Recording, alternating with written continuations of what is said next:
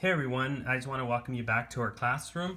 Hope you guys are doing great. I hope you've had a fabulous week, and I hope that you're learning. There's learning that's taking place either in your with your math teacher or through these videos. And so today we're going to be just covering on how we convert an improper fraction into a decimal. And the very first thing that I want to go over is this word here, improper fraction. Here I put improper. I'm going to write improper fraction. What does that mean? An improper fraction is a fraction. Here we have a fraction where the numerator is greater than the denominator. So for my previous videos, I don't know if you guys remember the little trick I showed you that my students showed me that helps us remember what the numerator is and what the denominator is. You guys remember it was no duh? So no duh, right? No duh. We know that that's easy. The top number, that's the numerator. The bottom one, that's a denominator. So according to our definition, an improper fraction is a fraction where the numerator is greater than the denominator. So we compare these two numbers, 23 and 5. Which one's bigger, 23 or 5? 23, right? 23 is greater than the number 5, so this is an improper fraction. Now we got to change this improper fraction into a decimal. And there's various ways of doing this. One way is by changing the denominator to 10. In this example, I'm going to go the long division type of way, just so I could kind of reinforce what we just learned in the last video. So, excuse me, how do we change a fraction into a decimal? You guys remember that the top dog goes in the house, the cowboy goes in the house, the top number goes in the box, right? So we're going to take this 23 right here, and I'm just going to slide this a little bit up, and we're going to put it inside of the box, and the 5 we're going to put it right on the outside. And how many groups of 5 go into 23? And we could subtract 4 groups of 5 from 23, and we'll be left with the remainder of 3. Now this is very important. Notice how I didn't put a decimal and a decimal and just added zeros right away. You only want to add a decimal on your zeros when you can no longer subtract. Like for example, right here, how many groups of 5 can I subtract from 3? I can't subtract any, right? Because 5 is greater than 3.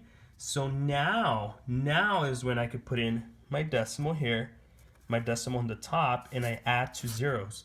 So I'm just going to put a little note here. This is very important. Only add decimal and zeros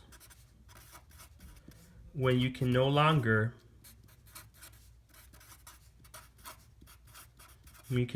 subtract. And again, going back to our example, the reason why we added the decimal and the 2 zeros is because we can no longer subtract any groups of 5 from 3. And so basically what we're doing is like it would be the same as taking $3 and exchanging it for cents. Now we could continue dividing, and let's bring in this 0. Here's another thing that's important.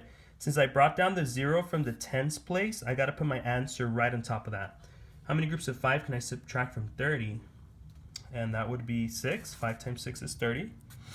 And we're left with a remainder of 0. We want this to look like money, so I'm just going to add a 0 here. So you could say that 23 over 5 is the same, it's equivalent to 4.60. Okay? So let's go over 2 more examples. If you feel comfortable with this, I'm going to go ahead and ask you to pause the video and you try these by yourself. And if you don't, just follow along. But whenever you feel like you've got the hang of it, go ahead and pause the video and you try doing it on your own. We have 35 over 6. This is an improper fraction again. The numerator, no duh, the numerator is greater than the denominator. So we're going to divide the top number by the bottom number. Which number goes in the box? The top number, right? Top dog goes in the house. Top number in the box, cowboy goes in the box. So let's put that top number inside. Now I want to ask you guys this question. How many groups of 6 can I subtract from 35? Well, 6 times 5, that's 30. That's the most I can subtract. And I'm left with a remainder of 5. Now how many groups of 6 can I subtract from 5? Again, now that I can't subtract any groups of 6 from 5, because 6 is greater than 5, now I'm going to add decimal, and I'm going to add 2 zeros. And I do want to clarify, you can add as many zeros as you want. You're not changing the value of that number. I just add 2 zeros because I like to keep all of the decimals in the form of money. And I just like to go up to the hundreds place, but that's really up to your teacher, what your teacher's asking from you. So I just put 2 zeros, and I'm okay with that, but you want to ask your teacher what they like. How many groups of 6 can I subtract from 50? So that would be 8. 8 times 6 is 48. And 50 minus 48, remainder of 2. And how many groups of 6 can I subtract from 20? That would be 3. 6 times 3, that's 18. And we're left with a remainder of 2. And this will go on forever. So I like stopping in the hundreds place. Again, it's just preference, whatever your teacher likes. It's up to your teacher. So we could say that 35 over 6 is equivalent to 5.83. And if you want to tie it back to money, you could kind of see it as $5.83. Again, I like tying it back to money because I think it makes it easier for us to compare numbers that way. Excuse me. 17 over 5, let's change this fraction, improper fraction, into a decimal. Again, it's an improper fraction because the top number is bigger than the bottom number. So what's going to go in the box, the 17 or the 5? The 17, right? Top dog in the house, cowboy in the house, top number in the box, or top in the box. So let's go ahead and put that 17 inside. We're going to put the 5 outside. How many groups of 5 can I subtract from 17? I can subtract only 3. 5 times 3, that's 15. We're left with a remainder of 2. How many groups of 5 can I subtract from 2?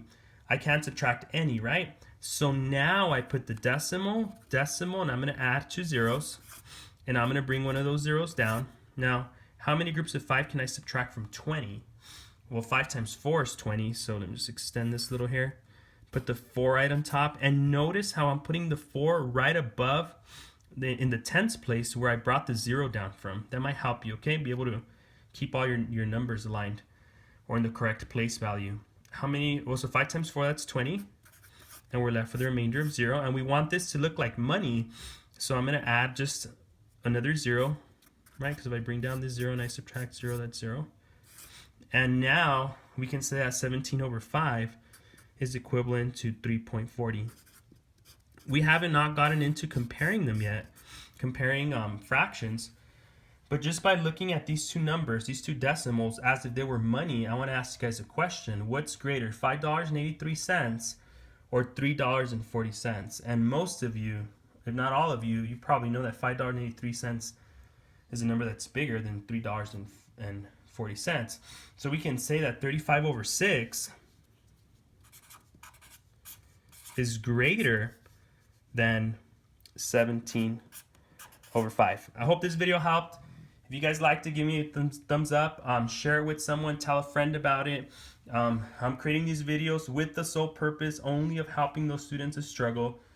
Those students that have a hard time with math, and in my heart, you know, is a desire that everyone learns and everyone gets this, and I could make it the easiest way that I can. Thank you very much for watching this video. We'll see you guys next time.